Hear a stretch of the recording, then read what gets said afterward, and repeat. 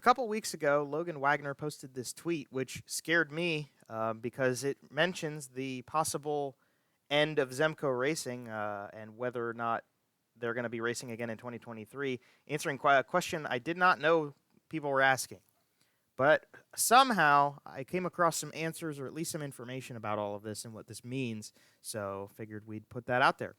So in the tweet, we're mentioning the return or retirement of John and Pee Wee Zemitis, the lovely couple shown here who own Zemco. They own the headers, the tool and die shop, the racing team, and Zemco Speed Equipment. So what has happened is John and Pee Wee, they do not own Zemco. They have sold the business.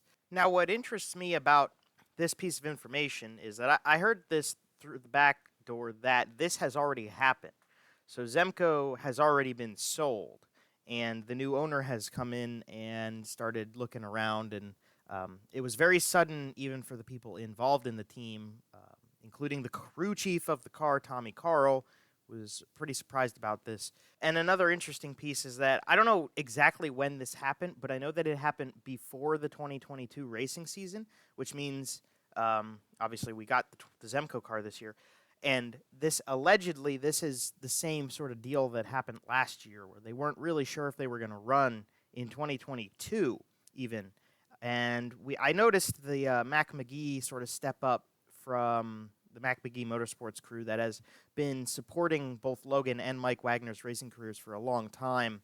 They jumped on board with the car, and I wonder if that maybe was an effort to keep the car out on track. I don't know if that was a situation that will keep going, or if that was just kind of a last-ditch effort to keep Logan Wagner racing in 2022. But yeah, this has already been sort of in the works for a while, and they weren't sure if they were going to race in 2022, and they're back to the drawing board on whether or not they're going to race in 2023 with the new ownership. I don't know what that means for Mr. Long. I don't know what that means for how much John and Pee Wee are going to be involved. I don't really have too much concern about Logan Wagner. I think he'll be okay because he's, five-time track champion or something like that.